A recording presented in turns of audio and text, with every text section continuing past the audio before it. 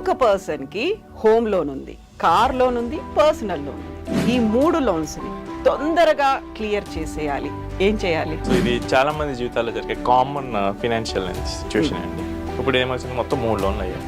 Car కొన్న సంతోషం, కొత్త ఇల్లు కాబట్టి అదంతా ఓవర్కమ్ చేసి నెక్స్ట్ ఇయర్ వచ్చేసరికి ఏంటంటే హైక్ రాలేదు, ఎక్స్పెక్టెడ్ హైక్ ఉన్నదానికన్నా చాలా డబల్ అయిపోయింది ఆల్మోస్ట్.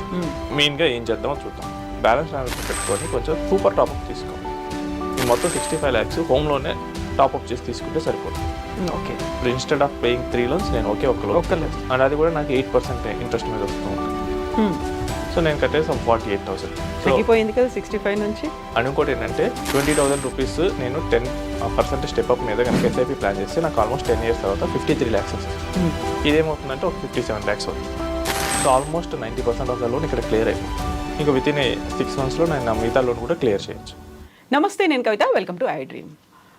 ఒక పర్సన్కి హోమ్ లోన్ ఉంది, కార్ లోన్ ఉంది, పర్సనల్ లోన్ ఉంది. ఈ 3 లోన్స్ని ఎంత త్వరగా క్లియర్ చేసుకోవచ్చు మాట్లాడుకుందాం. మనతో పాటుగా ఉన్నారు ఫైనాన్షియల్ ఎక్స్పర్ట్ సాయిరామ్ గారు. సాయిరామ్ గారు, హలో అండి. నమస్తే. నమస్తే మేడం. నమస్తే అండి. ఇప్పుడు ఒక కేస్ స్టడీ తీసుకుందాం. ఆ కేస్ స్టడీలో నేను కొన్ని లెక్కలు చెప్తాను. ఒక పర్సన్కి 40 లక్షల హోమ్ లోన్ ఉంది. ఈఎంఐ 36,000 కట్టాలి ఎట్ 9% ఇంట్రెస్ట్. అది హోమ్ లోన్కి సంబంధించి. కార్ లోన్ అనేది 10 లక్షలు తీసుకున్నారు, 21,000 ఎవ్రీ మంత్ కట్టాలి ఫర్ 5 years. ఆ తర్వాత పర్సనల్ లోన్ 15 లక్షలు తీసుకున్నారు, 32,500 ఈఎంఐ కట్టాలి ఎట్ 11% ఇంట్రెస్ట్. ఈ 3 లోన్స్ని తొందరగా క్లియర్ చేసేయాలి. ఏం చేయాలి? సో ఇది చాలా మంది జీవితాల్లో జరిగే కామన్ ఫినాన్షియల్ సిచ్యువేషన్ అండి. సో ఇప్పుడు మీరు చెప్పింది ఏంటంటే నాకు కూడా క్లయింట్ ఒక అతను ఇచ్చారు. సో అతని దాంట్లో ఎలా జరిగింది సేమ్ అవే నెంబర్లతో చెప్తాను. సో ఏంటంటే కొంచెం శాలరీ హైక్ అయితే వచ్చింది. ఒక 6 నెలలు ఏంటంటే శాలరీ అకౌంట్లో కొంచెం క్యాష్ సేవ్ అవటం చూశాడు. ఓకే, ఏం చేద్దామన్న థాట్ అయితే ఆయన బ్రెయిన్లో వచ్చేసింది. సో ఇంట్లో ఇద్దరు డిస్కస్ చేసుకున్నారు, ఇంకా తెగలేదు. సో వెంటనే ఫ్రెండ్స్ అండ్ ఫ్యామిలీస్ మెంబర్స్ని కూడా అడిగారు. సో ఇలా మిగులుతుంది, ఎక్కడ ఇన్వెస్ట్ చేద్దాం ఏంటి అని చెప్పేసరికి వాళ్ళందరూ ఏంటంటే ఇల్లు కొనండి అని సలహా ఇచ్చారు. సో ఓకే, అంతా బాగానే ఉందని చెప్పి మొత్తం బడ్జెట్ వేసుకున్నారు. ఒక 60 lakhsకి అనుకున్నారు. సో ఇల్లు వెతకడం మొదలుపెట్టారు. చూసేటప్పుడు ఏంటంటే వాళ్ళ బడ్జెట్కి వాళ్ళకి నచ్చింది దొరకట్లేదు. చివరికి ఏమైందంటే ఒక 1 crore ప్రాపర్టీని ఫిక్స్ అయిపోయారు. వాళ్ళ అకౌంట్లో ఉన్నాయి 5 lakhs. 1 crore ప్రాపర్టీ దాన్ని చూసుకొని తీసుకున్నారు. ఇక వెంటనే పేరెంట్స్ కూడా ఇక ఇల్లు కొంటున్నారు కదా, డెవలప్ అవుతున్నారు అని చెప్పేసి వాళ్ళ పేరెంట్స్ ఆల్మోస్ట్ ఒక 30 lakhs వరకు ఇచ్చారు. ఏంటంటే ఇనిషియల్గా 60 lakhs ప్రాపర్టీ అనుకొని 40 lakhsకి లోన్ పెట్టాడు. ఓకే, సో 40 lakhs లోనే వచ్చేసింది. పేరెంట్స్ ఏమో 30 lakhs ఇచ్చారు. ఇంకా ఇంటీరియర్ వర్క్స్ అప్పుడు ఏంటంటే మళ్ళీ క్యాష్ అవసరం వచ్చింది. ఇట్లా కాదని చెప్పేసి ఇంకో 15 lakhs పెట్టి పర్సనల్ లోన్ తీసుకున్నాడు. వీడు పెట్టి మొత్తం ఇక 2 లోన్స్ అయిపోయినాయి. కొత్త ఇల్లు తీసుకున్నాడు, అప్పుడు కారు ఉండాలి. ఇంకొక 6 months ఆగిన తర్వాత మళ్ళీ కొంచెం డౌన్ పేమెంట్ పెట్టుకొని ఒక 10 lakhs పెట్టి మళ్ళీ కారు తీసుకున్నాడు. ఇప్పుడు ఏమొచ్చింది, మొత్తం 3 లోన్లు అయ్యాయి. సార్ మంచి ఈసారి ఫస్ట్ ఇయర్ ఏం మిగలట్లేదు, కాకపోతే ఏంటంటే కారు కొన్న సంతోషం, కొత్త ఇల్లు కాబట్టి అదంతా ఓవర్కమ్ చేసింది. నెక్స్ట్ ఇయర్ వచ్చేసరికి ఏంటంటే హైక్ రాలేదు, ఎక్స్పెక్టెడ్ హైక్. ఇప్పుడు ఏమైంది, మొత్తం టైట్ అవుతుంది బడ్జెట్. ఏం చేయాలో అర్థం కావట్లేదు. అసలు ఇదంతా మిస్టేక్ ఎక్కడి నుంచి వచ్చిందని చూస్తే ఆయన దగ్గర ఉన్న 5 లక్షలను పెట్టుకుని ఆయన ఇల్లు కొనడానికి వెళ్ళాడు. అండ్ ఇంకోటి ఏంటంటే ఆయన బడ్జెట్ అనేది ఉన్నదానికన్నా చాలా డబల్ అయిపోయింది ఆల్మోస్ట్. సో ఈ 2 కారణాల వల్ల ఈ టైట్నెస్ అనేది వచ్చేసింది. సో ఇప్పుడు మెయిన్గా ఏం చేద్దామో చూద్దాం. సో ఇప్పుడు ఆల్మోస్ట్ మీరు చెప్పిన దాని ప్రకారం చూస్తే కనుక ఆల్మోస్ట్ ఒక 89,000 వరకు ఈఎంఐసే వెళ్ళిపోతూ ఉన్నాయి. సో ఇప్పుడు కనుక ఇంట్రెస్ట్ రేట్ మీరు 36,000 అన్నారు కాబట్టి 40K అది 40 lakhsకి ఆల్మోస్ట్ 9% వస్తుంది. ఇప్పుడు మనం చేయగలిగింది ఏంటంటే ఒక మంచి బ్యాంక్కి బ్యాలెన్స్ ట్రాన్స్ఫర్ లోన్ పెట్టుకోవాలి. ఓకే, బ్యాలెన్స్ ట్రాన్స్ఫర్ పెట్టుకొని కొంచెం సూపర్ టాప్అప్ తీసుకోవాలి. సారీ కట్ టాప్అప్ తీసుకోవాలి లోన్. సో ఆయనకి ఏంటంటే 40 lakhs హోమ్ లోన్ ఉంది, సో 50 lakhs పర్సనల్ లోన్ ఉంది, అండ్ 10 lakhs కార్ ఉంది. ఈ మొత్తం 65 lakhs హోమ్ లోనే టాప్అప్ చేసి తీసుకుంటే సరిపోతుంది. ఓకే, ఇప్పుడు ఇన్స్టెడ్ ఆఫ్ పేయింగ్ 3 loans నేను ఒకే ఒక్క లోన్ చేస్తాను. అండ్ అది కూడా నాకు 8% ఇంట్రెస్ట్ మీద వస్తూ ఉంటుంది. సో నేను కట్టేసి 48,000. తగ్గిపోయింది కదా 65 నుంచి. నేను 10 year మ్యాక్సిమం పెట్టుకుంటాను. నాకు ఇక్కడ ఏంటంటే ఇమీడియట్గా నాకు వచ్చే అడ్వాంటేజ్ ఏంటంటే నాకు కొంచెం రిలీఫ్ దొరుకుతుంది. ఆల్మోస్ట్ 40,000 రిలీఫ్ అనేది నాకు వస్తుంది. సో దట్ నేను కిడ్స్ ఫ్యూచర్ కోసం నేను ప్లాన్ చేసుకోవచ్చు. నేను రిటైర్మెంట్ కోసం ప్లాన్ చేసుకోవచ్చు. అండ్ ఒకవేళ ఏదైనా ఎమర్జెన్సీ వచ్చి ఏదైనా అనుకోని సిచ్యువేషన్స్లో శాలరీ పడకపోతే 89,000 పే చేయడానికి 48,000 పే చేయడానికి డిఫరెన్స్ అయితే ఉంటుంది. సో నా దగ్గర 1 lakh ఉంటే కనుక నేను దీన్ని 2 months మెయింటైన్ చేయగలను. అదే 1 lakh ప్రీవియస్ కేసులో 1 month మాత్రమే నేను మెయింటైన్ చేయగలను. అండ్ ఇక్కడ నేను ఏం చేస్తున్నా అంటే నా high interest rate loans, car loan అంటే పర్సనల్ లోన్ని నా లో ఇంట్రెస్ట్ లోన్ అయినా హోమ్ లోన్లో కలిపేస్తున్నాను. అండ్ ఇక్కడ టెన్యూర్ని కూడా 5 years నుంచి కొంచెం స్ట్రెచ్ చేస్తున్నాను 25 years 30 yearsకి. ఇప్పుడు ఏంటంటే నాకు ఈఎంఐ బర్డెన్ అనేది నాకు తగ్గిపోతుంది. సో ఒక కేసు ఏంటంటే ఇమీడియట్గా బ్యాలెన్స్ ట్రాన్స్ఫర్ పెట్టుకొని టాప్అప్ తీసుకోవాలి. 20,000 rupees నేను 10% స్టెప్అప్ మీద కనుక ఎస్ఐపి ప్లాన్ చేస్తే నాకు ఆల్మోస్ట్ 10 years తర్వాత 53 lakhs వస్తుంది. అదే నా లోన్ ఏమవుతుంది, నేను 65 lakhs తీసుకున్నాను, నేను ఎవ్రీ మంత్ 48,000 కట్టేస్తున్నాను. ఇదేమవుతుందంటే ఒక 57 lakhs అవుతుంది. So almost 90% of the loan ఇక్కడ క్లియర్ అయిపోతుంది. ఇంకా వితిన్ 6 monthsలో నేను నా మిగతా లోన్ కూడా క్లియర్ చేయొచ్చు. అండ్ ఇంకోటి ఏంటంటే 10 years డౌన్ ద లైన్లో మన ఇన్కమ్స్ కూడా పెరుగుతూ ఉంటాయి. సో ఇన్కమ్ పెరిగేటప్పుడు ఏంటంటే మనం ఇంకొంచెం ఎక్స్ట్రా ఎఫర్ట్ పెట్టగలం. సో ఇదంతా చిన్న ఇంట్రెస్ట్ రేట్ ట్రాన్స్ఫర్ వల్ల జరుగుతూ ఉంటుంది. సో చాలామంది ఏంటంటే అసలు ఇదంతా ఆలోచించకుండానే దిగిపోతారు. దిగిపోయి మొత్తం ఫినాన్షియల్స్ అన్నిటినీ టైట్ చేసుకుంటూ ఉంటారు.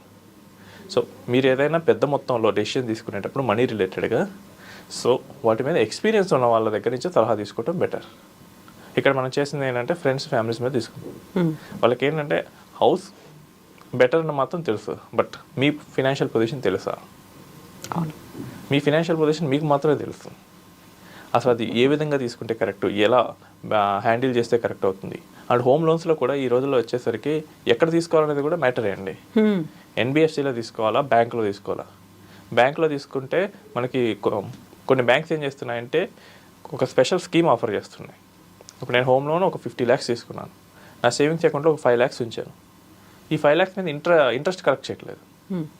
సో అది నాకు బెటర్ కదా. నా ఎమర్జెన్సీ ఫండ్ మొత్తం నేను అందులో పెట్టేసుకుంటాను, లేదా నా శాలరీ అకౌంట్ నేను దాని కిందే పెట్టేసుకుంటాను, ఆ బ్యాంక్ కింద ఎంతైతే అమౌంట్ అందులో ఉంటుందో దాని మీద నాకు ఆ రోజుకి ఇంట్రెస్ట్ అనేది వాళ్ళు కలెక్ట్ చేయరు. ఇది నా ఇంట్రెస్ట్ని ఓవరాల్ ఇంట్రెస్ట్ బర్డెన్ తగ్గిస్తూ ఉంటుంది కదా. సో మొత్తం చాలా రీసెర్చ్ చేసి హోమ్ లోన్ మీద మనం డెసిషన్ తీసుకోవాలి. అండ్ ఇంకోటి ఏంటంటే హోమ్ లోన్ మీద ఇల్లు కొనాలనుకుంటే మీరు అసలు పర్సనల్ లోన్ తీసుకోకూడదు. ఇది కామన్ మిస్టేక్. నా దగ్గర వచ్చిన వాళ్ళు చాలామంది చేసేది ఏంటంటే హోమ్ లోన్ తీస్తారు, పర్సనల్ లోన్ తీస్తారు. అంటే బ్యాంకర్కి తెలియదా మీకు ఎంత లోన్ ఇవ్వాలనేది? బ్యాంకర్ ఇచ్చిన ఎలిజిబిలిటీని దాటి లోన్ తీసుకుంటున్నారు. ఇది ఆ ప్రాపర్టీకి కావచ్చు, మీ శాలరీకి కావచ్చు. అప్పుడు ఏమవుతుందంటే ఆ ఫినాన్షియల్స్ చాలా టైట్ అయిపోతాయి.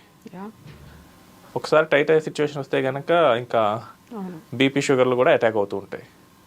మీరు ఎసెట్ కొనుక్కుంటున్నారని చెప్పేసి దాన్ని లేనిపోయిన తలనొప్పులు తెచ్చుకుంటూ ఉంటారు.